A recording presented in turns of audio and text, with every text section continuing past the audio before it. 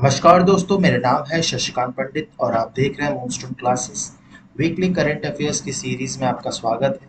ये इस सीरीज की 11th वीडियो है जिसमें हम लोग 31 अगस्त से 6 सितंबर के बीच में जितने भी करंट इवेंट्स हुए हैं उनको हम लोग क्वेश्चन आंसर के फॉर्मेट में डिस्कस करेंगे, जो कि आपके हर कम्पिटिटिव एग्जाम्स में करंट अफेयर्स के जो टॉपिक्स हैं वो हम कवर करेंगे।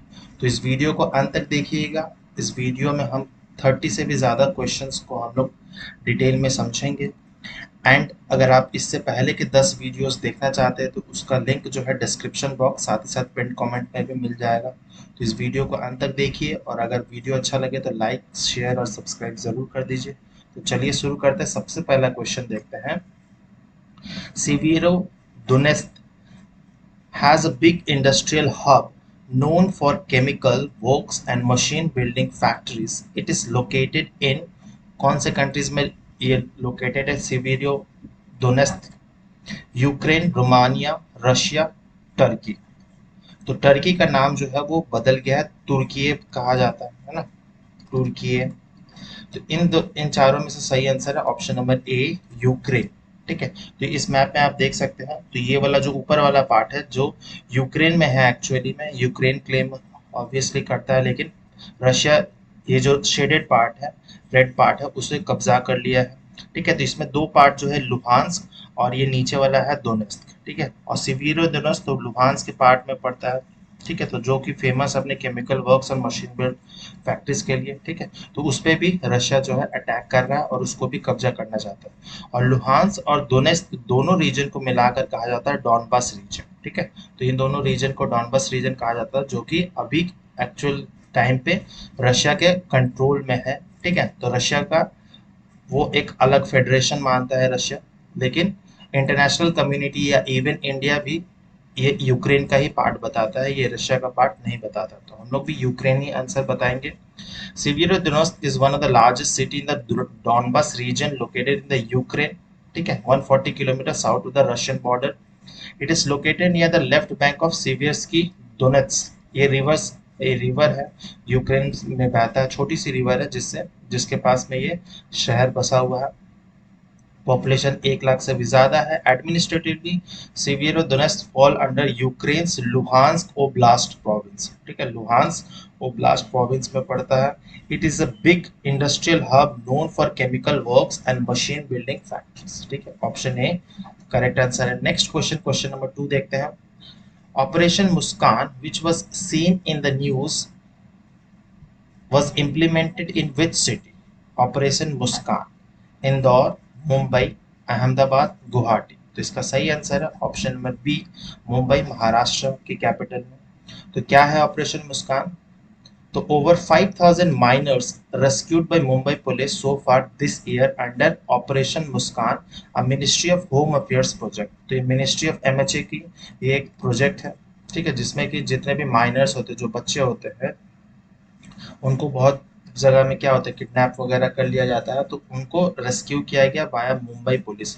तो अगस्त के महीने खत्म होते ही लगभग 5,000 से भी ज्यादा बच्चों को रेस्क्यू किया गया है, जो कि पिछले 5 सालों से भी ज्यादा बच्चों को रेस्क्यू किया गया है।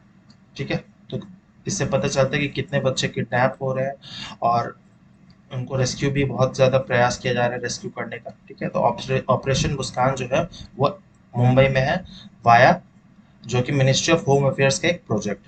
ठीक है, option number B is the correct answer. Third question पे चलते हैं। Consider the following countries, Greece, Turkey, Bulgaria. How many of the countries given above borders the Aegean sea? ठीक है, तो एजियन सी एक स्मॉल सी है जो कि मेडिटेरियन सी का एक पार्ट है। ठीक है, तो ये मेडिटेरियन सी है जो कि यूरोप, एशिया और अफ्रीका के बीच में है। तो एजियन सी यहाँ पर पड़ता है। इस मेनली दो कंट्रीज यहाँ पर है जिसको बॉर्डर शेयर करते हैं एजेंसी के साथ, वो है तुर्की एंड ग्रीस। साथ ही साथ में एक छोटा सा आइलैंड कंट्री भी है, साइप्रस, लेकिन ऑप्शंस में साइप्रस नहीं दिया है, लेकिन साइप्रस भी इंक्लूडेड है। ठीक है, तो बॉर्डर जो एजेंसी से करता है वो 3 कंट्रीज है, टर्की, तुर्की, ग्रीस एंड साइप्रस, लेकिन इसमें बुल्गारिया नहीं होगा। तो ओनली 2 होगा, Greece and Bulgaria. That is option number B is the correct answer. तो Greek coast guard ship opened fire on cargo vessels sailing in the international waters of the agency, escalating tensions between the regional rivals. तो obviously Greece और Turkey के बीच में जो relation है वो उतने अच्छा नहीं है, तो जो टर्की का जो वेसल है वो इंटरनेशनल कोस्ट लाइन जो है ग्रीस का, वो उसको उसके अंदर चला गया था, तो ग्रीस के जो कोस्ट गार्ड शिप है उन्होंने फायर कर दिया था। ठीक है, तो उस रिलेशन में ये क्वेश्चन फ्रेम किया गया है। The Aegean Sea is border by Greece and Turkey. ठीक है, क्वेश्चन नंबर 4 पे चलते हैं। Consider the following islands: Triton island, Easter island, Scarborough Shoal, Woody islands.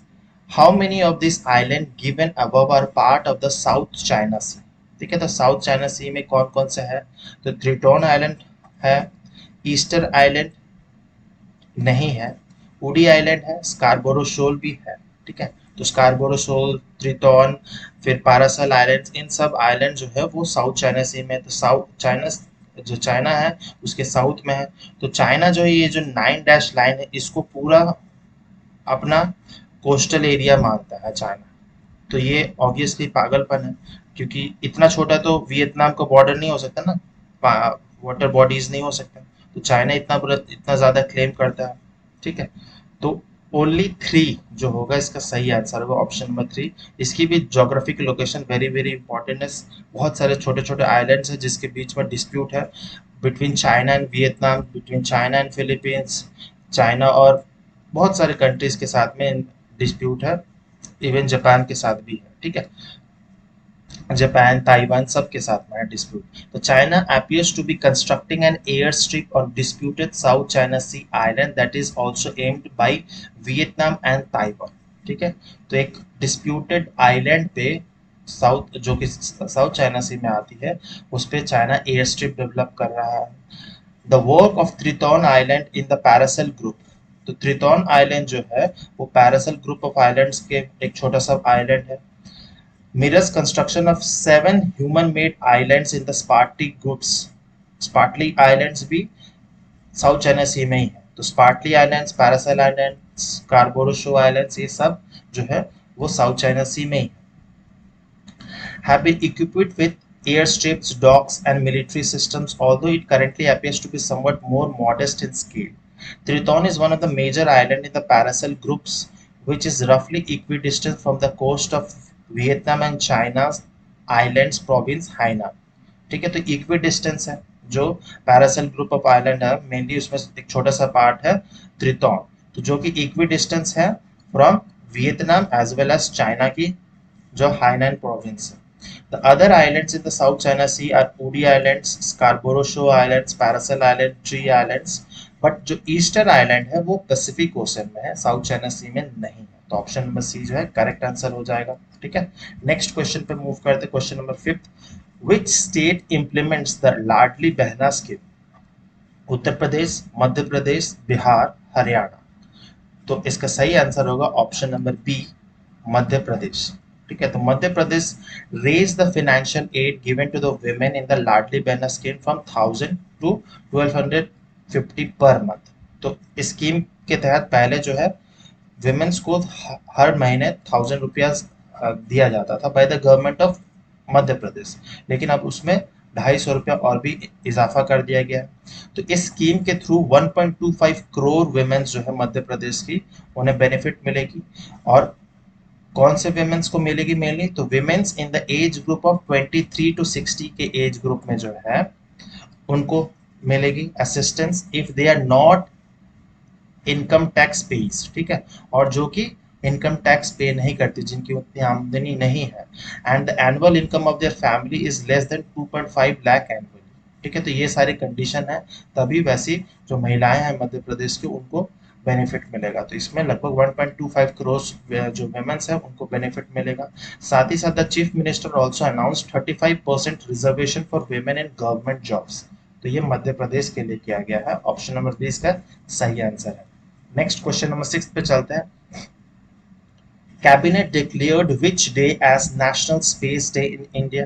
बहुत आसान सा क्वेश्चन है। जिस दिन चंद्रयान 3 का जो लैंडर था, विक्रम लैंडर, वो लैंड किया था, ठीक है, उसी दिन को हम लोग नेशनल स्पेस डे मनाएंगे है ना।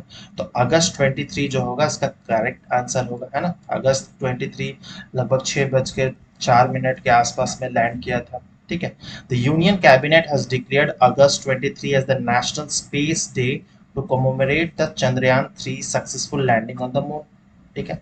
ऑप्शन नंबर बी इसका करेक्ट आंसर है। क्वेश्चन नंबर 7 देखते हैं। Archaeologist have unearth 3000 years old priestly tomb in which country, ठीक है। 3000 year old priestly tomb, Peru, Argentina, Greece, Japan. तो इसका सही आंसर क्या होगा? इसका सही आंसर होगा पेरू, ठीक है। तो पेरू में ये फाइंड आउट किया गया। और अगर पेरू के बारे में आप और भी जानना चाहते हैं तो मैंने एक शॉर्ट्स वीडियो डाला था, उसमें मैंने बहुत अच्छे से डिटेल में बताया है पेरू के बारे में इंपॉर्टेंट थिंग्स, तो आप वो देख सकते हैं, ठीक है। मैं उसका लिंक जो है वो आपको डिस्क्रिप्शन बॉक्स में अटैच कर दूंगा, या ऊपर में आपको आई वाले आइकन पे दिख जाएगा।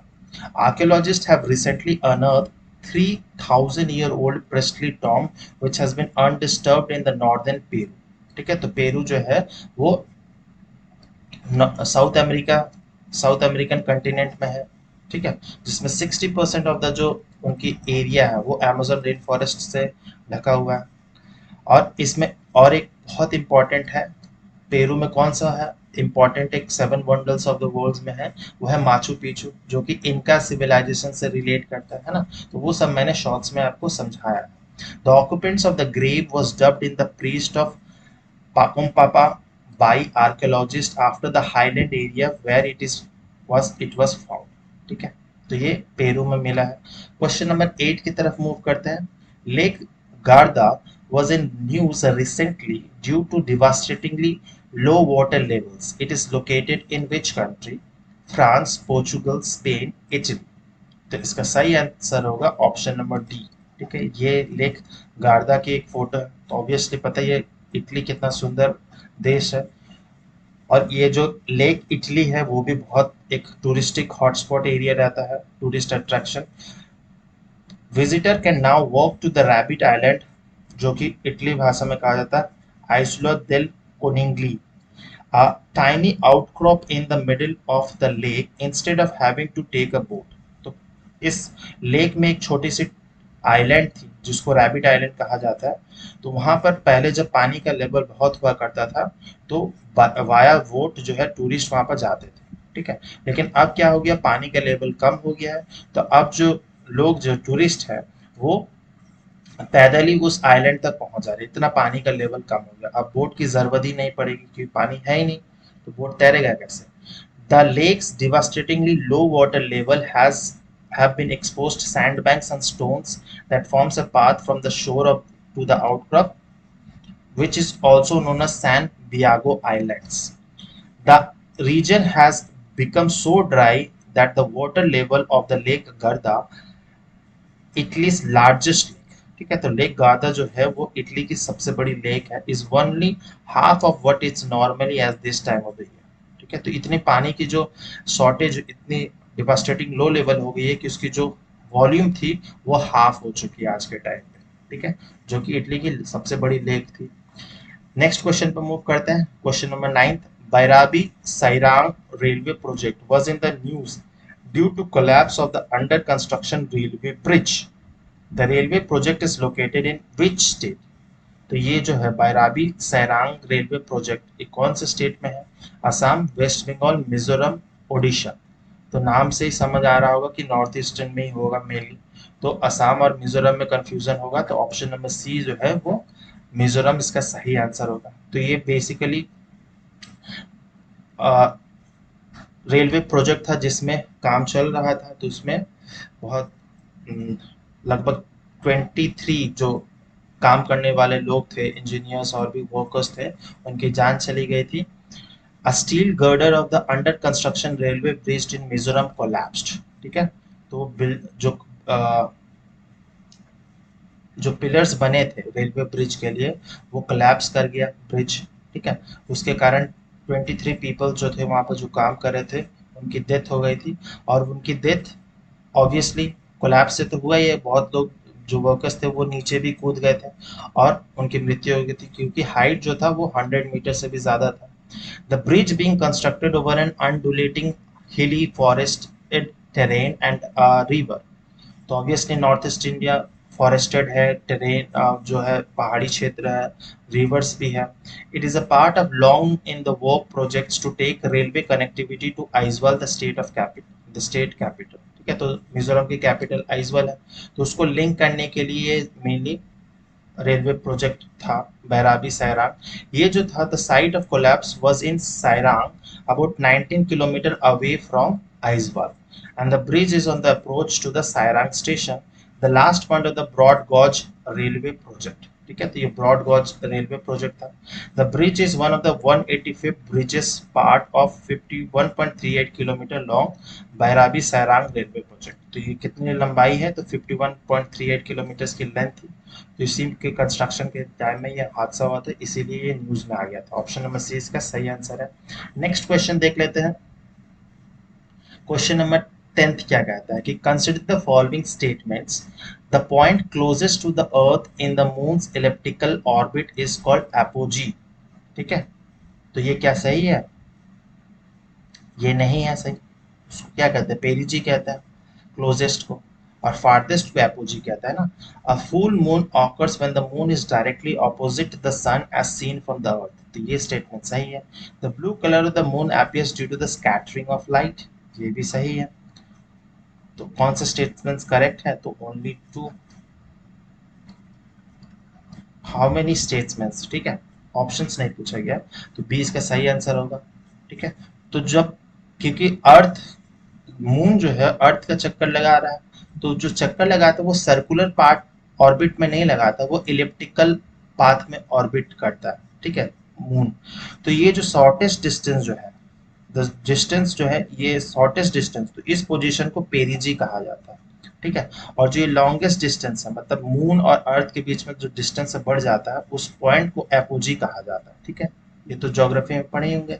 The orbit of the moon around the earth is not circular, it is elliptical, that is elongated और स्ट्रेच्ड आउट सर्कल। और कितना टाइम लगता है, रोटेशन और रिवॉल्यूशन जो है ऑलमोस्ट 28 डेज लग जाता है।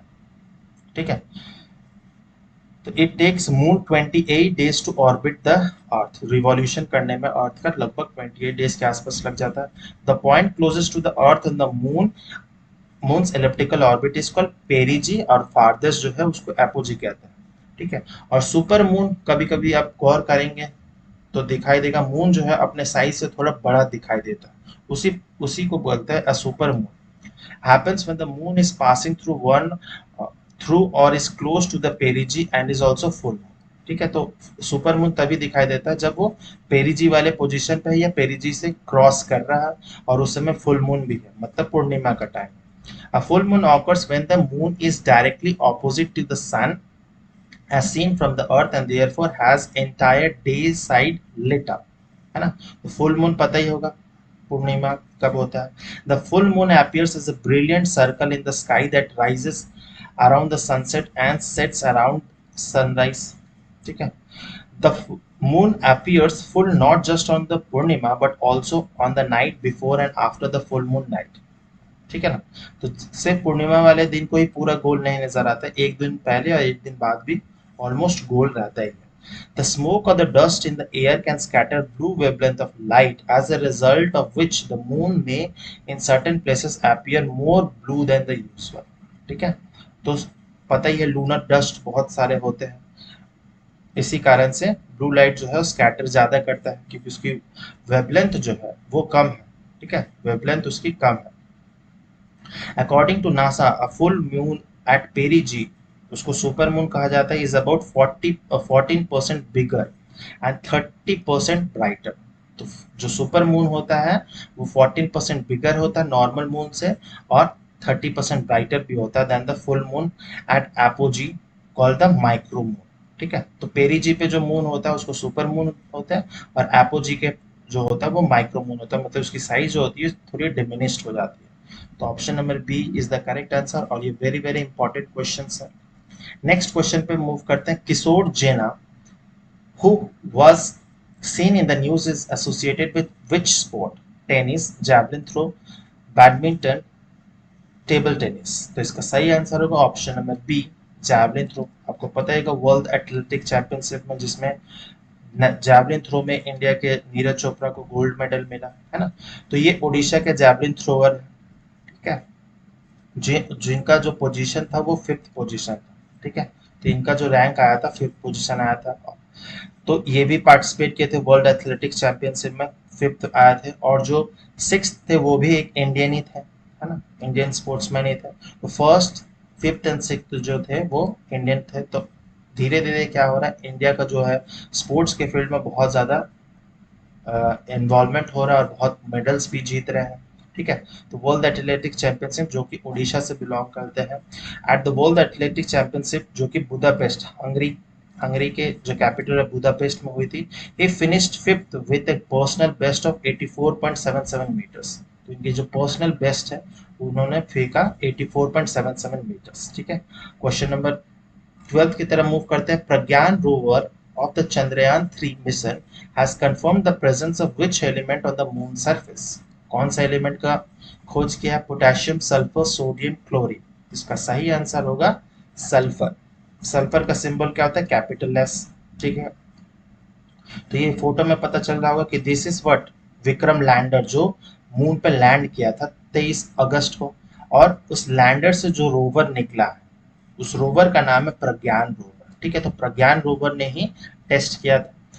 तो ड्यूरिंग अ रिसेंट एक्सपेरिमेंट, और वो एक्सपेरिमेंट का नाम क्या है? एपीएक्स, उसको कहते हैं अल्फा पार्टिकल एक्सरे स्पेक्ट्रोस्कोप, ठीक है। तो इस एक्सपेरिमेंट के थ्रू चंद्रयान 3 का जो प्रज्ञान रोवर था उसने डिटेक्ट किया है, detect the presence of sulfur and other minor elements on the lunar south pole region, ठीक है। तो सल्फर का अभी तक खोज हो पाया, और भी धीरे धीरे डेवलपमेंट्स होंगे, मैं उसको इंक्लूड करते रहूंगा। तो इसका सही आंसर है option number B, alpha particle X-ray spectroscope भी आपको जानना बहुत जरूरी है।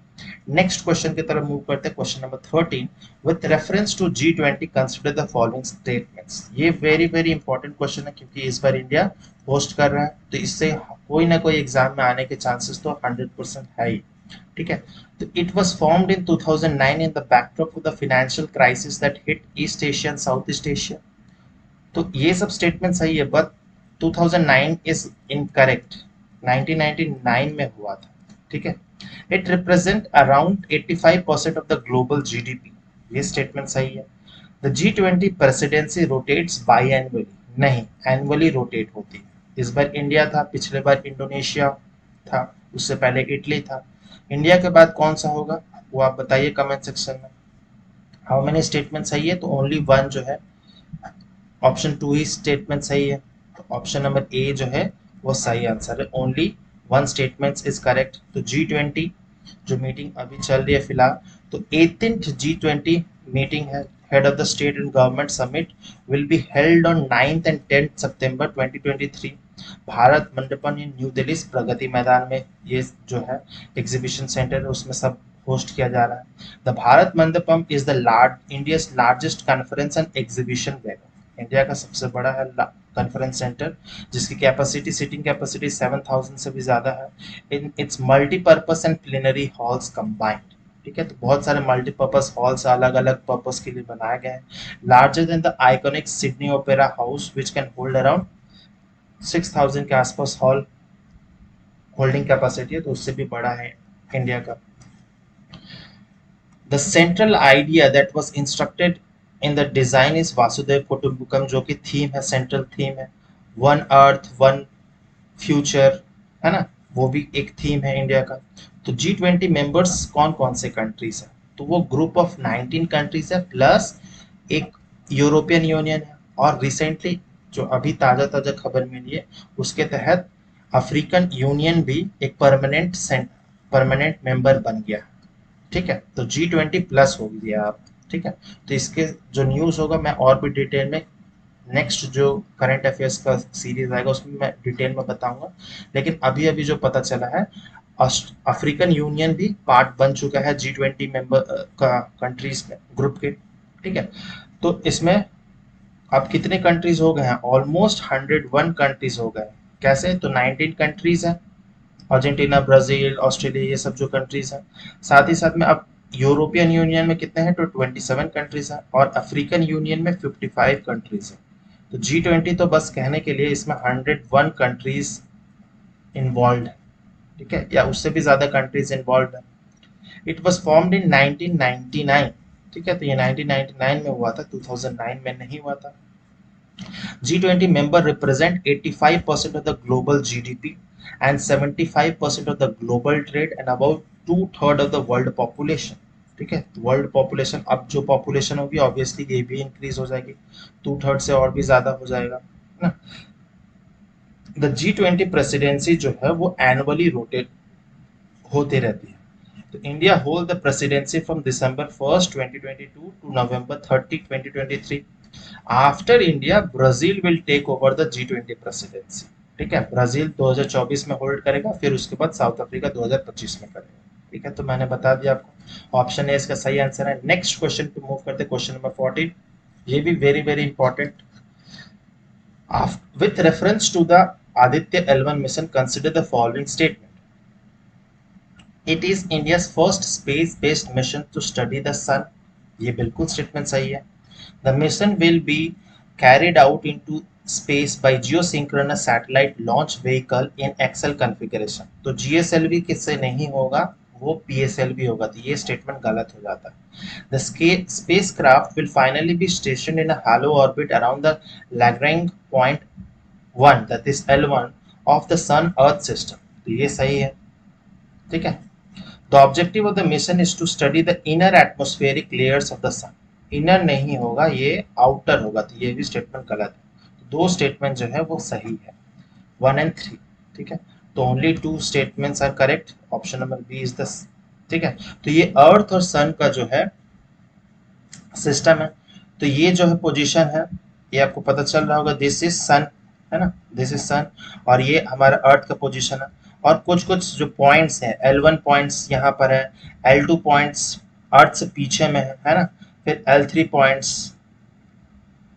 तो L3 L1 L2 ये जो है एक स्ट्रेट लाइन में फॉर्म कर रहा है, और L4 और L5, ठीक है, वो एक कोड बना रही है, ठीक है, तो ये सब लैग्रेंज पॉइंट है अलग। तो इंडिया का जो जो आदित्य L1 मिशन है, वो स्पेसक्राफ्ट जो है वो L1 पॉइंट पे जाएगा, ठीक है, तो L1 पॉइंट से वो मेजर करेगा जो भी है अर्थ का जो आउटर एटमॉस्फेयर को, मेनली सॉरी सन का जो आउटर एटमॉस्फेयर है उसको स्टडी करेगा, ठीक है। तो इसरो ने ही लॉन्च किया था, कब लॉन्च किया था पता ही होगा आपको, सतीश धवन स्पेस सेंटर्स इन श्रीहरिकोटा से स्टार्ट लॉन्च हुआ था ऑन September 2 2023, ठीक है। और जो ये लॉन्च हुआ था वो PSLV लॉन्च व्हीकल से हुआ था, ठीक है, polar satellite launch vehicle in XL configuration, ठीक है। और PSLV one of the trusted और रिलायबल वर्कहॉर्स रॉकेट है इसरो के लिए, है ना, जैसे SpaceX के लिए फैल्कन है, तो अलग अलग एजेंसीज के लिए अलग अलग होते हैं, तो इंडिया का जो है वो PSLV है। The rocket is most powerful in the XL configuration as it equipped with 6 extended strap-on boosters. They are larger than the boosters of other configuration and therefore can carry heavier payloads. तो ये heavier payloads easily long distance तक carry कर सकता है XL configuration में, इसीलिए PSLV use किया गया। GSLV उतना पेलोड भी नहीं ले सकता और उतनी दूरी भी नहीं जा सकता। इसको जो ये आदित्य L1 मिशन है वो कितना जाना है, डिस्टेंस कवर करना है, ऑलमोस्ट 1.5 मिलियन किलोमीटर्स उसको कवर करना है। उस पॉइंट पे ही है हमारा L1 पॉइंट, लैग्रेंज पॉइंट जो है सन और अर्थ सिस्टम, है ना। The mission main objective is to expand our knowledge of the sun and how its radiation, heat, flow of the particles, magnetic field effects, ये सब कुछ स्टडी करेगा, है ना। To study the upper atmospheric layer of the sun called the chromosphere and the corona, while the corona is the outermost layer, the chromosphere is just below it, ठीक है, तो outermost layer जो है वो corona है, और जो उसके जस्ट बिलो है उसको क्रोमोस्फेयर कहता है, तो उस लेयर को भी एग्जामिन करेगा। To examine the coronal mass ejections where a large expansion of plasma and magnetic field from the sun's corona को भी स्टडी होगा। to analyze the corona's magnetic field and driver of the space weather, to understand why sun is not so bright corona in a million degree Celsius hot when the temperature on the surface of the sun is just about 5500 degree Celsius, तो इतने भी temperature के बावजूद भी उतना bright क्यों नहीं है ना, तो ये सब स्टडी करने का मेन ऑब्जेक्टिव है। To help scientist know the reason behind the acceleration of particles on the sun which lead to solar wind, the constant flow of particles from the sun, है ना। तो सन जो है ऑलवेज एमिट करते रहता है, plasma particle जो है वो एमिट करते रहता है in the form of coronal mass इजेक्शंस, ठीक है। तो उसको भी स्टडी करेगा। तो ऑप्शन नंबर बी जो है इसका सही आंसर है। वेरी वेरी इंपॉर्टेंट क्वेश्चन था ये। नेक्स्ट क्वेश्चन पे मूव करते हैं। Which state raise the OBC quota to 27% in local bodies? Gujarat, Assam, Jharkhand, Madhya Pradesh. तो इसका सही आंसर होगा ऑप्शन नंबर ए, गुजरात में हुआ है, ठीक है। तो 10% से जो है वो 27% बढ़ा दी गई है in the states panchayat and urban local bodies. और इसमें कौन सा कमीशन था इन्वॉल्व? तो after the recommendation of K S Javeri commission. Very very important है ये, कमीशंस याद करने पड़ते हैं क्योंकि ऐसे क्वेश्चंस भी बहुत बार पूछ दिए जाते हैं कि के एस जावेरी कमीशन जो किससे रिलेटेड था। which was formed based on the 2022 Supreme Court order deciding the level of OBC quotas in the Gujarat. तो ये गुजरात स्पेसिफिक है, ऑल इंडिया नहीं है, इसको ध्यान में रखने की जरूरत है। ऑप्शन ए इसका करेक्ट आंसर होगा। नेक्स्ट क्वेश्चन, क्वेश्चन नंबर 16 चलता है। Goa shipyard limited signed an MOU for capacity building and collaboration in ship design and construction with which country? तो गोवा शिपयार्ड लिमिटेड जो है इंडिया में बहुत प्रीमियर कंपनी है जो कि शिप बनाने में और भी जो इंडियन नेवीज के लिए अलग अलग प्रोडक्ट बनाने में बहुत काम करती है। तो किसके साथ एमओयू साइन हुआ है? Australia, France, Kenya, UAE. तो इसका सही आंसर होगा ऑप्शन नंबर सी, केनिया के साथ हुआ है। तो Goa shipyard limited and Kenya shipyard limited signed an MOU for capacity building and collaboration in ship design and construction, ठीक है। तो डिफेंस मिनिस्टर राजनाथ सिंह और जो केनियन कैबिनेट सेक्रेटरी है डिफेंस के, एडन बारे दुआले, has held bilateral talks in New Delhi to promote military industry cooperation and deepen maritime security in the Indian Ocean region। तो India का इसमें फायदा है, ऑब्वियसली इंडिया बनाएगा केनिया के लिए, केनिया के नेवी के लिए शिप्स, और साथ ही साथ में जो मेरीटाइम सिक्योरिटी है उसको भी स्ट्रॉन्ग करेगा, है ना। तो वेरी वेरी इंपॉर्टेंट स्टेप था इंडिया की तरफ से, तो वेरी इंपॉर्टेंट क्वेश्चन है। नेक्स्ट क्वेश्चन पे चलते हैं, question number 17। The Asian development bank is set to construct 25 megawatt solar power plant in which state? Gujarat, Rajasthan, Tamil Nadu, West Bengal. तो इसका सही आंसर होगा ऑप्शन नंबर सी, तमिलनाडु में होगा, ठीक है। तो एशियन डेवलपमेंट बैंक का ये हेडक्वार्टर का जो बिल्डिंग है उसकी फोटो मैंने अटैच की हुई है। And the fourth partner energy private limited signed a long term loan up to 1.2 billion Indian rupees to construct and operate 25 megawatt solar photovoltaic based power plant in the state of Tamil Nadu in India, ठीक है। तो तमिलनाडु में बन रहा है। It is expected to generate about 50.7 gigawatt hours of electricity annually and to increase clean and low cost energy supply to commercial and industrial customers, ठीक है। तो हर साल 50.7 गीगावाट एनर्जी जो है, गीगावाट पर आवर्स इलेक्ट्रिसिटी एनुअली जनरेट करेगा, है ना। तो बहुत अच्छा है, ऑप्शन नंबर सी इसका सही आंसर होगा। नेक्स्ट क्वेश्चन पे चलते हैं, question number 18। With reference to the parliamentary session consider the following statement, ठीक है। तो ये भी स्टैटिक क्वेश्चन है, लेकिन इससे भी क्वेश्चंस ऑब्वियसली अब पॉलिटी में स्टैटिक से रिलेटेड बहुत सारे क्वेश्चंस पूछे जाते हैं। पार्लियामेंट्री सेशन के रेस्पेक्ट में क्या है? The constitution specify that 6 months should not elapse between 2 parliamentary session. तो हाँ, कॉन्स्टिट्यूशन ये कहा है 6 months से ज्यादा नहीं होना चाहिए 2 सेशन के बीच में डिले। तो ये स्टेटमेंट सही है। The constitution uses the term special session which refers to session the government has convened for specific occasions like commemorating parliamentary or national milestone। तो कॉन्स्टिट्यूशन में ऐसा कोई भी टर्म नहीं था, नहीं है, स्पेशल सेशन बोल के यूज नहीं किया गया, ठीक है। तो ये स्टेटमेंट जो है गलत हो जाएगा। तो ऑप्शन नंबर स्टेटमेंट कौन सा सही है? तो ओनली वन जो है वो सही होगा, ए इसका सही आंसर होगा। तो प्रहलाद जोशी जो कि union minister of parliamentary affairs हैं, announce that a special session of parliament would be held from September 18 to 2022। तो 4 दिन के लिए एक स्पेशल सेशन होगा इंडियन पार्लियामेंट में। जनरली क्या होता है? तो 3 सेशन होते हैं। एक सेशन जो सबसे पहले होता है वो होता है फरवरी के महीने में शुरू होता है, जिसको बोलते हैं बजट सेशन, है ना। तो recommended the budget session of parliament begins 1 February and go till May 7। ठीक है, तो May 7 तक ये एक्सटेंड हो सकता है। ठीक है, 1 फरवरी से लेकर 7 मई तक, जिसको बजट सेशन कहा जाता है। सेकंड जो सेशन होता है उसको कहते हैं मानसून सेशन, है ना। मानसून सेशन कब से स्टार्ट होता है? तो 15 जुलाई से 15 सितंबर के बीच में होता है। और तीसरा सेशन जो होता है उसको बोलते हैं विंटर सेशन। ठीक है, जो कि नवंबर में शुरू होता है। विंटर सेशन नवंबर और the fourth day after Diwali which ever later and finishes on December 2020। तो जनरली तीन ही सेशन होते हैं, budget session, monsoon and winter session. लेकिन एक स्पेशल सेशन का भी क्राइटेरिया है कि एक स्पेशल सेशन भी अरेंज किया जा सकता है, जो कि सितंबर में होगा, 18 से 22 तारीख के बीच में। The government determines the date and duration of the parliamentary session. ठीक है, तो गवर्नमेंट डिटरमाइंस करती है, तो cabinet committee on parliamentary affairs takes the decision. तो ये जो कमेटी है ये डिसाइड करती है। कमेटी में बहुत सारे इंपॉर्टेंट कैबिनेट मिनिस्टर्स होते हैं, 10 मिनिस्टर्स होते हैं, including defence, home, finance, agriculture, tribal affairs, parliamentary affairs, information broadcasting, वो सारे ही होते हैं पार्लियामेंट्री अफेयर्स के। The constitution specify that 6 months should not elapse between two parliamentary session.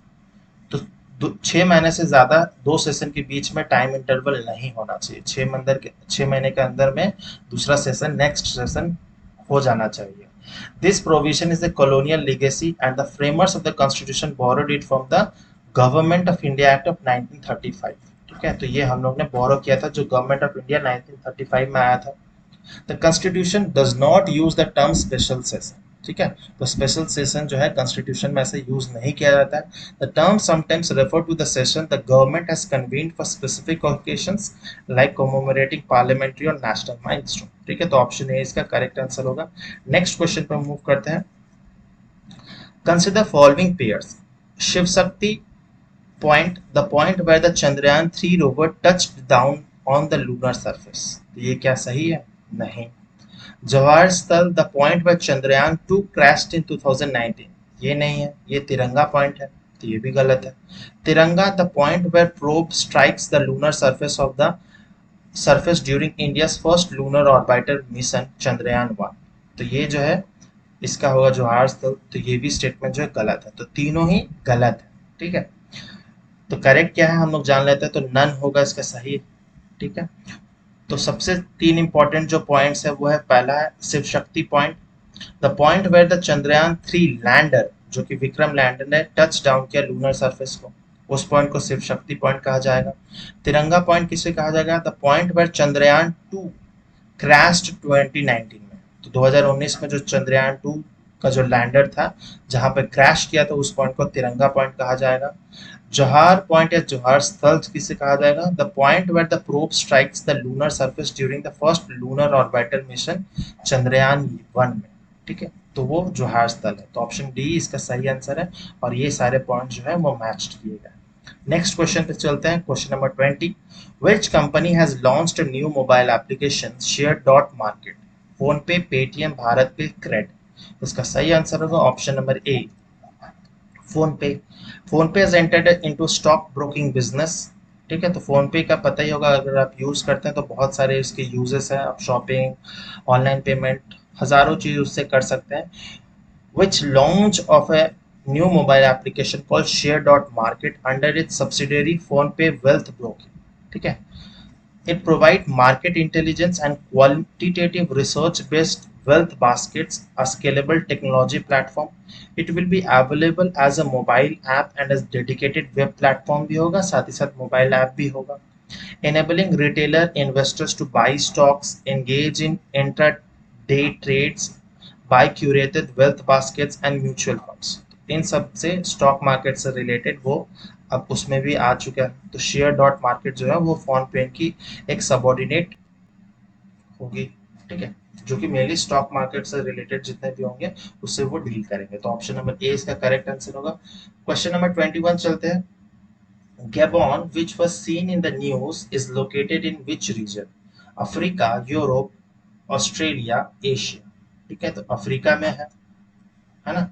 Africa में भी सेंट्रल अफ्रीका वाले रीजन में, जो कि अटलांटिक ओशन के साथ कोस्ट शेयर करता है। तो इसके नेबरिंग कंट्रीज कौन कौन से हैं? तो इक्वेटोरियल गिनी है, कैमरून है and democratic Republic of Congo. तो इन 3 कंट्री से घिरा हुआ। कमेंट सेक्शन में बताइए कि गैबोन की कैपिटल क्या है। ठीक है, आप कमेंट सेक्शन में बताएंगे। तो जिस तरह से नाइजर में हो रहा था, साउथ सूडान में हो रहा था मिलिट्री कू, उसी तरह से गैबोन में भी इसकी आशंका है। तो rebel soldiers in Central African nation Gabon claim to have ousted their president Ali Bongo Ondimba। ठीक है, तो जो प्रेसिडेंट है उनको हटाकर एक रिबेल्स जो सोल्जर्स का ग्रुप है वो आ चुका है। तो rebel officer in the oil rich central African state of Gabon announced they have seized power following disputed election in which President Ali Bongo Ondimba in power since 29 2009 तक 9 से ही वो पावर में थे प्रेसिडेंट। तो इनके जगह में एक रिबेल ऑफिसर आ गया है। ठीक है, तो तख्ता पलट यहाँ पे भी हो गया। तो गैबन जो है वो अफ्रीका का पार्ट है। नेक्स्ट कंट्री पे चलते हैं, सॉरी नेक्स्ट क्वेश्चन पे। Question number 22, consider the following factors: urbanization, infrastructural development, monocultures, environmental pollutants. How many of the above factors are responsible for decline of birds in India? तो ये सारे ही factors जो है वो बर्ड्स के decline में काम करता है। Urbanisation, infrastructure development, monocultures and environmental pollutants. ठीक है, मोनोकल्चर मतलब एक टाइप ऑफ प्लांटेशन है जिसमें हम लोग एक ही टाइप ऑफ प्लांट जो है वो उसको लार्ज एरिया में ग्रो करते हैं। ठीक है, जैसे पाम ऑयल हो गया, रबर हो गया, इनसे भी टी हो गया, इन कारण से भी बर्ड्स की जो पॉपुलेशन है वो डिक्लाइन होती है। ऑब्वियसली इंफ्रास्ट्रक्चर अर्बनाइजेशन से होगी, पॉल्यूटेंट से भी होती है। ठीक है, तो ऑल ऑफ द फोर जो होगा ऑप्शन नंबर डी जो इसका करेक्ट आंसर होगा। तो according to a report based on about from 30,000 bird watchers, a large number of bird species in India are currently declining or projected to decline in long term। ठीक है, तो 942 bird species जो है assess किया गया जिसमें 142 are diminishing and only 28 are increasing. बाकी सबका पॉपुलेशन लगभग स्टेबल है। 142 बर्ड स्पीसीज जो है उसकी पॉपुलेशन डिक्लाइन हो रही है और 28 ऐसे बर्ड स्पीसीज है जिसमें इंक्रीज हो रहा है। मैं प्रीवियस वीडियो में भी स्टेट बर्ड रिपोर्ट के बारे में डिटेल में बताया था, तो उसमें भी आप देख सकते हैं। According to the report, raptors, migratory shore birds and ducks have declined the most। ठीक है, तो जो मरीन सिस्टम पे डिपेंडेंट है, एक्वाटिक सिस्टम पे डिपेंडेंट है, उनका बहुत ज्यादा डिक्लाइन हो रहा है। ओपन इकोसिस्टम, रिवर्स, कोस्ट में, क्योंकि पॉल्यूशन के कारण ये सब डिग्रेड हो रहा है। तो जो डिपेंडेंट स्पीसीज है बर्ड्स, उनका भी डिक्लाइन होगा। तो कौन कौन से फैक्टर्स है? Urbanisation, infrastructure development, environmental pollutants, climate change, monoculture, energy infrastructure. Yes, जो बड़ी बड़ी हाई टेंशन वायर जाती है जिसमें 1 लाख से भी ज्यादा वोल्ट का करंट मूव करता है, तो उस कारण से भी बहुत सारे बर्ड्स की जो है शॉक के कारण डेथ हो जाती है, तो उसमें भी डिक्लाइन आती है। The reports that the transmission lines have also led to the death of many large body species because of the collision and numerous small body species have been electrocuted.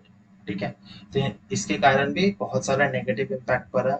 तो इसका सही आंसर है option number D, और very very important question है। Next question पे चलते हैं। The government has constituted a committee to explore the possibility of one nation one election headed by. ठीक है, one nation and one election आपको news में जरूर सुने होंगे। कौन उसको हेड कर रहा है उस कमेटी को?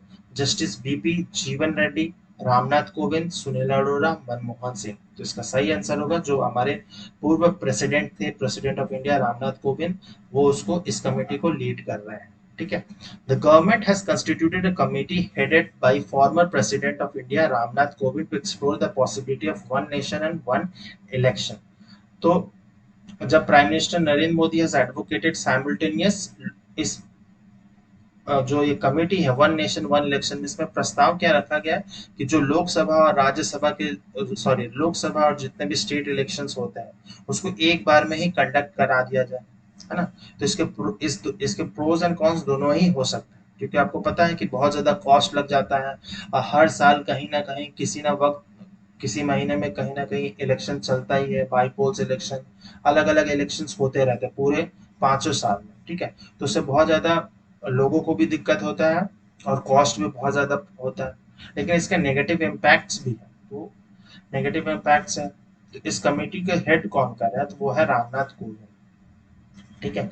Making poll simultaneous would address various concerns such as reducing the cost of holding elections and limiting all elections in a single season. ठीक है, तो सारे इलेक्शन जो है वो एक ही सीजन में कंप्लीट भी हो सकता है। ठीक है, तो अभी पास ऐसा हुआ नहीं है, ऐसा कोई लॉ बना नहीं है, बस इस पे चर्चा हो रही है। तो ऑप्शन नंबर बी जो है इसका सही आंसर होगा। नेक्स्ट क्वेश्चन पे देखते हैं, मूव करते हैं। Question number 24. Which country is said to hold a referendum to recognize country's indigenous people in its constitution? कौन सा कंट्री? ये फोटो से अगर आपको पता चल रहा है तो Greece, Australia, Sri Lanka, China. China में तो ऐसा कुछ होने वाला है नहीं, बाकी तीन कंट्रीज में चांसेस है, लेकिन इंडिजिनियस पीपल की बात हो रही है तो उसमें ऑस्ट्रेलिया आ जाएगा, है ना। तो ऑप्शन नंबर बी जो है इसका सही आंसर होगा। तो Australia is set to hold a landmark national referendum in October to recognize the country's indigenous people in its constitution। ठीक है, तो ऑस्ट्रेलिया जो है अपने नेशनल एंथम को भी उसमें एक वर्ड चेंज किया गया था। तो ऑस्ट्रेलिया जो है धीरे धीरे अपने जो इंडिजिनस पीपल है उसको जो बहुत सालों से जो राइट्स नहीं मिले उनको राइट्स देने के लिए काम कर रहा है।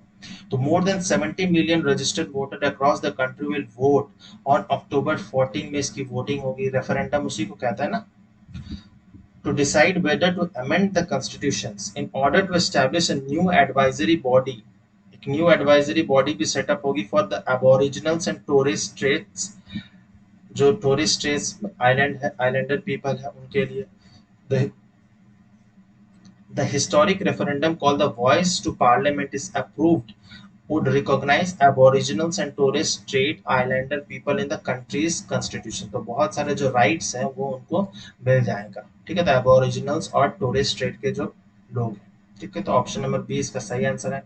नेक्स्ट क्वेश्चन 25 पे चलते हैं। विच कंट्री और countries are the host of Asia Cup 2023 tournament? ये तो सबको ही पता होगा, ऑब्वियसली पाकिस्तान होस्ट कर रहा है, लेकिन major chunks of the match जो हो रहा है वो श्रीलंका में हो रहा है। तो श्रीलंका और पाकिस्तान दोनों मिलकर होस्ट कर रहा है। ठीक है, तो ये 16th एडिशन है एशिया कप का, जो कि स्टार्ट हो चुका है अगस्त 30 में, और अब सितंबर 17 को इसका जो फाइनल मैच होगा। तो जो major chunk of the matches जो है वो श्रीलंका में ऑब्वियसली हो रहा है। ठीक है, तो टोटल इसमें 6 टीम्स पार्टिसिपेट किए थे और नेपाल पहली बार एशिया कप में पार्टिसिपेट किया था। The teams have been divided into two groups and are playing against each other in round robin style. तो राउंड रॉबिन स्टाइल जो है वो फिक्सचर बनाने का एक तरीका है। बहुत सारे तरीके होते हैं फिक्सचर्स बनाने के लिए, कोई भी टूर्नामेंट होस्ट किया जाता है तो उसी का एक टाइप है राउंड रॉबिन स्टाइल। ठीक है, तो कमेंट सेक्शन में बताइए कि मैक्सिमम जो एशिया कप के विजेता कौन रहे हैं, कौन सा कंट्री सबसे ज्यादा बार एशिया कप को जीता है। ठीक है, क्वेश्चन नंबर 26 की तरफ चलते हैं। Which of the following articles of the Constitution of India guarantees equal opportunities in matter of public employment? तो ये स्टैटिक पॉलिटी से है, डायरेक्ट क्वेश्चन है। आर्टिकल 14 इक्वालिटी की बात करता है, आर्टिकल 15 भी बात नहीं करता है, 15 सब क्लॉज 5, और ना ही आर्टिकल 15 पब्लिक एम्प्लॉयमेंट की बात कौन करते हैं, तो आर्टिकल नंबर 16 बात करता है ना। तो 103rd अमेंडमेंट पता ही होगा, 2019 में इंसर्ट किया गया था 15 clause 6 and 16 clause 6 in the constitution to provide 10% reservation to the EWS category, है ना। तो जो जनरल कास्ट के जो लोग हैं उनको भी रिजर्वेशन दी गई है, जिसको ईडब्ल्यूएस कैटेगरी कहा जाता है, जो कि इकोनॉमिकली वीकर सेक्शंस कहा जाता है। और the rational was the amendment could empower state government to provide reservation on the basis of economic backwardness and determine the criteria such as land size owned and annual income। तो इन सब के basis पे ये EWS जो criteria है एक अलग 10% reservation दिया गया। ठीक है, तो ये क्वेश्चन जो है भले ही स्टैटिक है और पुराना बहुत बार आ चुका है, लेकिन बहुत बार ये क्या होता है स्टेट पीसीएस एग्जाम में मेनली रिपीट होता है, या इससे रिलेटेड कुछ पॉइंट्स जो है वो नए यूपीएससी के पेपर्स में आ जाते हैं। तो इसीलिए पुराने पेपर्स और पुराने क्वेश्चंस भी सॉल्व करना जरूरी है। और EWS reservation was granted based on the recommendation of commission headed by, कौन हेड कर रहा था, मेजर जनरल रिटायर्ड SR सिन्हो। हाँ ठीक है, तो ये इनका रिकमेंडेशन था EWS रिजर्वेशंस होने के लिए, जो कि यूपीए गवर्नमेंट 2005 में सेटअप किया गया था और 2010 जुलाई में रिपोर्ट सबमिट कर दी गई थी। The Sinha commission recommended that all below poverty families with a general category as notified from time to time, and also families whose annual family incomes are all source is below the taxable limit should be identified as the EBCs or the economically backward classes। ठीक है, तो उन्हीं को 10% reservation दिया गया जिसको EWS category कहा जाता है ना। Article 15 prohibits discrimination on the ground of religion, race, caste, sex और place of birth। और एम्प्लॉयमेंट की, पब्लिक एम्प्लॉयमेंट कौन सा आर्टिकल बात करता है, तो आर्टिकल नंबर 16 बात करता है। ठीक है, तो इंपॉर्टेंट क्वेश्चन है ये भी। नेक्स्ट क्वेश्चन की तरफ मूव करते हैं। Which Indian has won the 2023 Ramon Magsaysay award? Ravi Kannan, Gautam Adani, Ghazal Alagh, Kailash Vidyarthi. तो इसका सही आंसर होगा option number A, Ravi Kannan. तो ये डॉक्टर है, कैंसर स्पेशलिस्ट डॉक्टर है जो कि असम से बिलोंग करते हैं। इनको रामन मैगसेसे अवार्ड मिला है। तो रामन मैगसेसे जो है वो एशिया का नोबेल प्राइज के बराबर एक इक्विवेलेंट एक है। ठीक है, तो एशियन नोबेल प्राइज भी कह सकते हैं। तो ये डॉक्टर रवि कनन को मिला है। और इनको fourth highest civilian award that is Padmashri भी मिल चुका है, जो कि मेनली असम से बिलोंग करते हैं और एक बहुत इम्पोर्टेंट डॉक्टर है in the field of oncologist, जो कि कैंसर से डील करते हैं। ठीक है, एंड जो ये डायरेक्टर भी है असम कचर cancer hospital and research centre की, ये डायरेक्टर भी है एट प्रेजेंट में। तो ऑप्शन ए जो है इसका करेक्ट आंसर होगा। नेक्स्ट क्वेश्चन की तरफ मूव करते हैं। With reference to the Jantar Mantar of Jaipur consider the following statements. तो ऑब्वियसली आपने जंतर मंतर बहुत जगह देखा, बहुत सारे स्टेट्स में है, लेकिन जो जयपुर वाला है उसका सिग्निफिकेंस बहुत ज़्यादा है। जो दिल्ली में है वो तो मेनली अब धरना प्रदर्शन के लिए फेमस है, लेकिन जो जयपुर वाला है वो एस्ट्रोनॉमिकल ऑब्जर्वेशंस के लिए बहुत ज़्यादा फेमस है। It is an astronomical observation site built in the early 18th century. ये स्टेटमेंट सही है। It was designed for the observation of astronomical positions with naked eyes, जो कि हम लोग नेकेड आइज से देख सकते थे, ये भी सही है। It is UNESCO world heritage site, ये भी सही है। The monument was built by Ishwari Singh, ये गलत है। ठीक है, तो ओनली तीन ही जो है वो सही होगा, तो ऑप्शन नंबर सी जो है वो सही है। तो ये कहाँ प्रेजेंट है, तो जयपुर राजस्थान में प्रेजेंट है जंतर मंतर। ठीक है, न्यू दिल्ली में भी मिल जाएगा, यूपी में भी है जो आपको जंतर मंतर मिल जाएगा। The Jantar Mantar Jaipur is an astronomical observation site built in the early 18th century.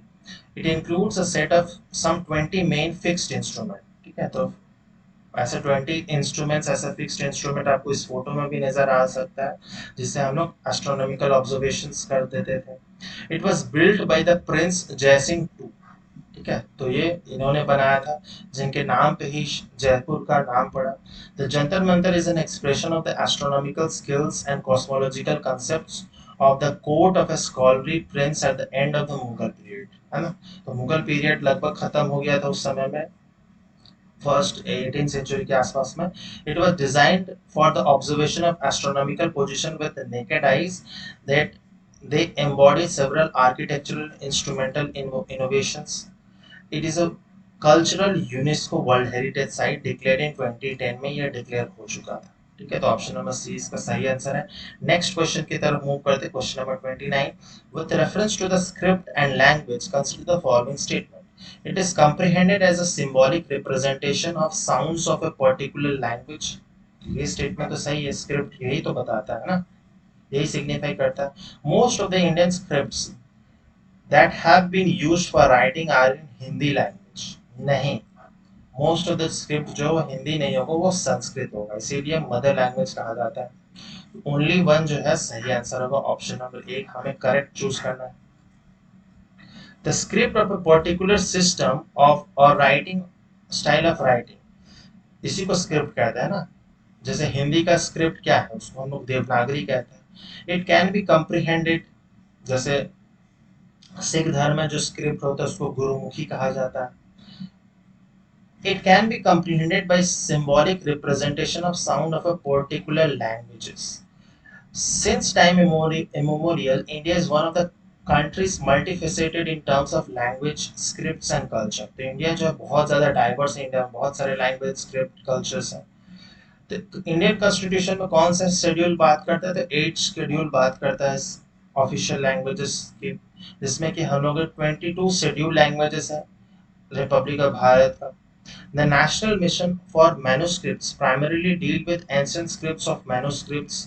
There are some ancient scripts which are taught in the manuscriptology and paleography workshops.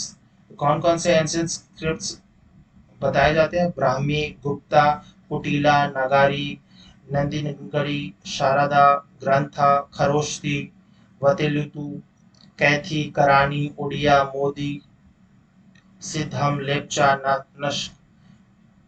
Nastaliq, Kufic, real, सुल्सी, ये सब जो है ancient scripts हैं, इनको भी taught किया जाता है इन द मैन्युस्क्रिप्टोलॉजी एंड पेलियोग्राफी, जो इसकी स्टडी करते हैं।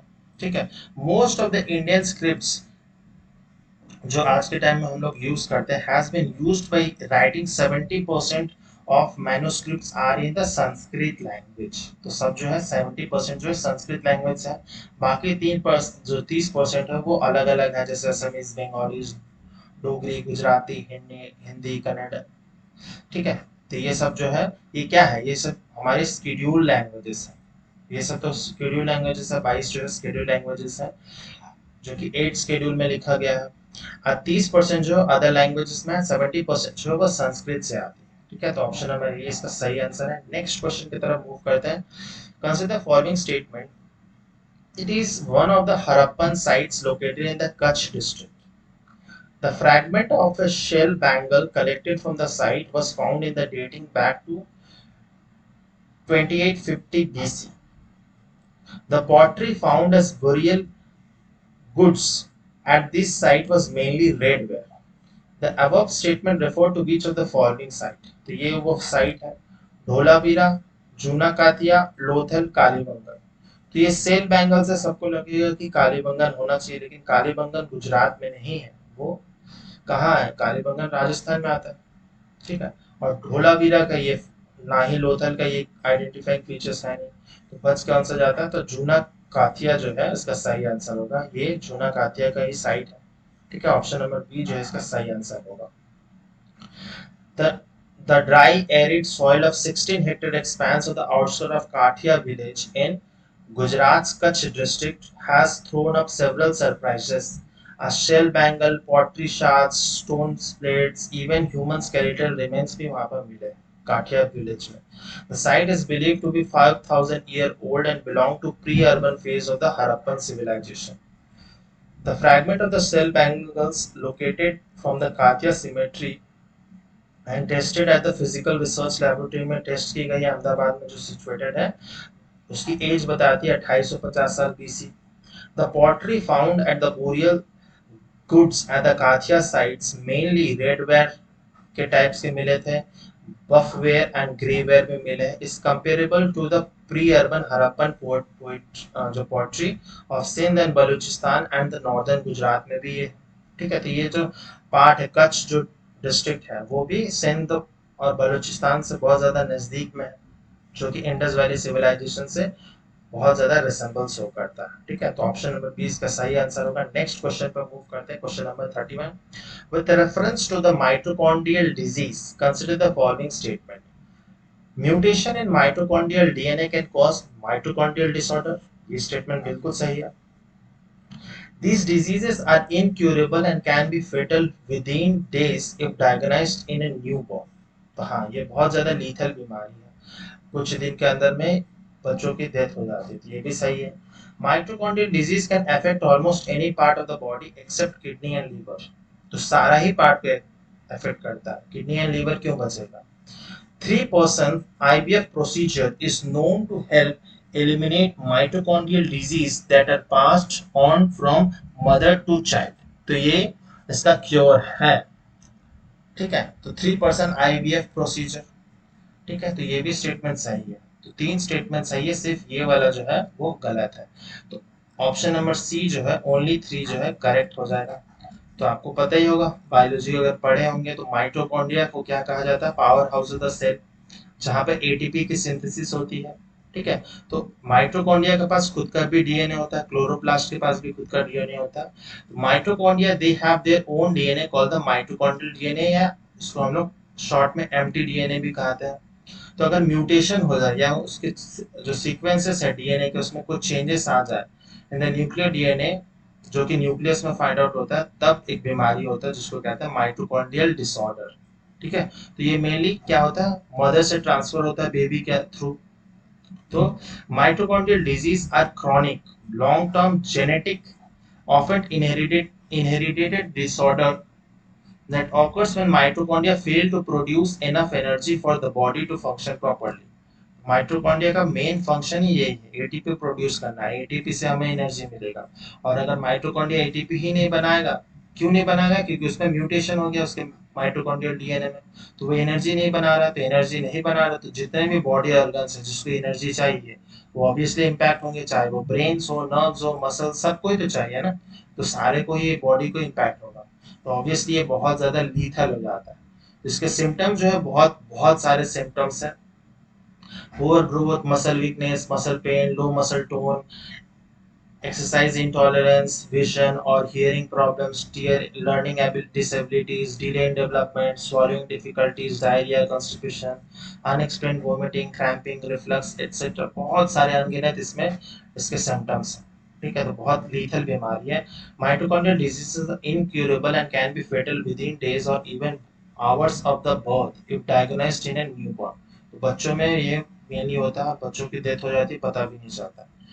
इसका प्रोसीजर है 3% IVF procedure is known to help eliminate mitochondrial disease that are passed on from the mother to the child।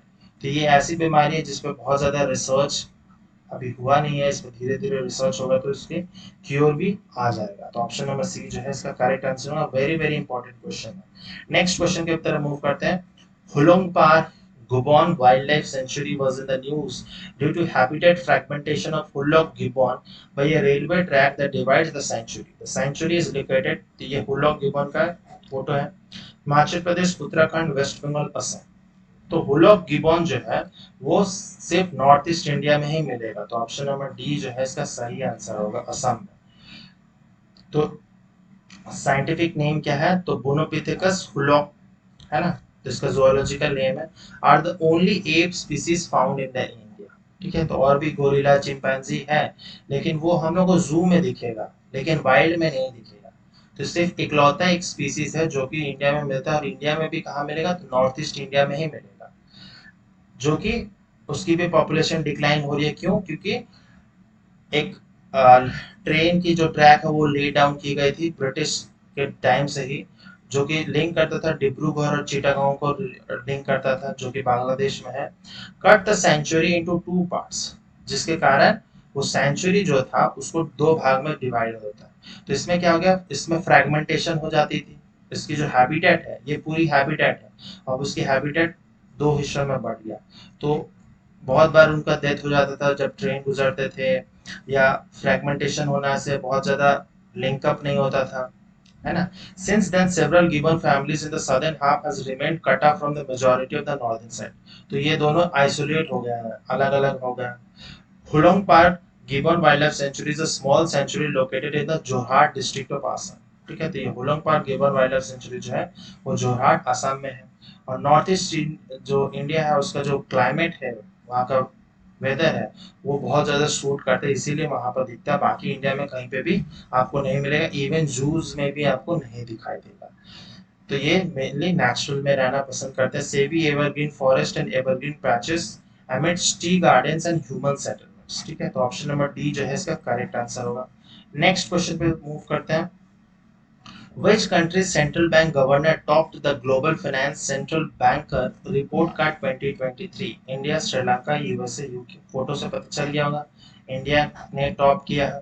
तो इंडिया के जो शक्तिकांत दास है आरबीआई के गवर्नर, उनको ये टॉप किए हैं। उनके साथ में और भी दो गवर्नर्स है अलग अलग कंट्रीज के, एक है स्विट्जरलैंड के और एक वियतनाम के, उनको भी है A+ ग्रेडिंग मिली है। ठीक है। तो ये बहुत इंडिया के कंटेक्स्ट में बहुत अच्छी बात है। तो has been ranked as the top central banker globally by the US based global finance magazine. ठीक है। तो यूएस बेस्ड एक फाइनेंस मैगजीन है जिसने रेट किया अलग अलग सेंट्रल बैंक के जो बैंकर गवर्नर्स हैं उनको। तो इंडिया के साथ साथ स्विट्जरलैंड एंड वियतनाम के जो गवर्नर्स हैं उनको भी A+ की रेटिंग मिली। ठीक है, नेक्स्ट क्वेश्चन पे चलते हैं, question number 34। Trace gas orbiter spacecraft was recently in the news because it transmitted an encrypted message to Earth to simulate a scenario where we receive a signal from extraterrestrial intelligence. Which space agency launched Trace gas orbiter spacecraft? ठीक है, तो कौन सी agency ने launch किया है? NASA, European space agency, Roscosmos, Japan aerospace exploration agency. ठीक है, तो इसका सही आंसर क्या होगा? तो दो एजेंसीज ने इसमें मिलकर काम किया है, European space agency and Roscosmos. ठीक है, तो यूरोपियन ऑब्वियसली पूरे यूरोप का है और रॉसकॉस्मोस जो है वो रशिया का। तो 2 एंड 3 ऑप्शन नंबर डी जो है इसका करेक्ट आंसर हो जाएगा। तो अगर आपने अवतार मूवी देखी होगी तो उससे बहुत ज्यादा लिंक करेंगे। ठीक है, तो on May 24, 2023, the European Space Agency Trace Gas Orbiter spacecraft, which is in the orbit around Mars, transmitted an encrypted message to our planet to simulate a scenario where we receive a signal from an extraterrestrial intelligence। ठीक है, तो उसको decode करना पड़ेगा और क्या intelligence भेजा गया है। और ये जो ट्रेस गैस ऑर्बिटर स्पेसक्राफ्ट है वो मार्स को स्टडी कर रहा है। ठीक है, तो according to the SETI institute which is the leading the project, the purpose of the project was to understand how to decode and interpret an extraterrestrial message by engaging a worldwide community including professionals from the different fields and broader publics। तो वो सब जो extra terrestrial जो messages आते हैं जिसको हम लोग बहुत बार आम भाषा में एलियंस कहते हैं, तो उनकी जो भाषा है उनको डिकोड कैसे किया जाएगा, उनको इंटरप्रेट किस तरह से किया जाएगा। ठीक है, तो ExoMars trace gas orbiter is searching for methane and other trace gases in the Martian atmosphere। तो मेन काम तो ExoMars trace gas orbiter का यही है, मीथेन वगैरह और ट्रेस गैसेस का ट्रेस करना मार्स के एटमॉस्फेयर में। That could be evidence for possible biological और जियोलॉजिकल एक्टिविटी। ठीक है, The orbiter is first in the series of joint missions between the European Space Agency and the Roscosmos, जो कि Russian space agency. तो भले ही Europe और बाकी जो है वो रशियन कंट्रीज के साथ खुश नहीं है, लेकिन स्पेस एजेंसी अभी भी मिलकर काम कर रहे हैं। ठीक है, तो ऑप्शन नंबर डी जो है इसका सही आंसर होगा। ये भी बहुत इंपॉर्टेंट क्वेश्चन है। ठीक है, तो इसके साथ ही ये आखिरी क्वेश्चन था। उम्मीद करता हूँ आपको ये वीडियो बहुत अच्छा लगा होगा। अगर अच्छा लगा है तो ज़रूर लाइक कीजिए, कमेंट करके बताइए कैसा लगा है, और अगर आप शेयर करना चाहें तो शेयर भी कर सकते हैं, एंड सब्सक्राइब नहीं किया तो सब्सक्राइब कर लीजिए। नोटिफिकेशन पाने के लिए टाइमली आपको जो बेल आइकन है उसको हिट कर देना है। और अगर आप इंस्टाग्राम से जुड़ना चाहें तो इंस्टाग्राम पे भी जुड़ सकते हैं। मिलते हैं नेक्स्ट वीडियो में, टिल देन बाय बाय, जय हिंद।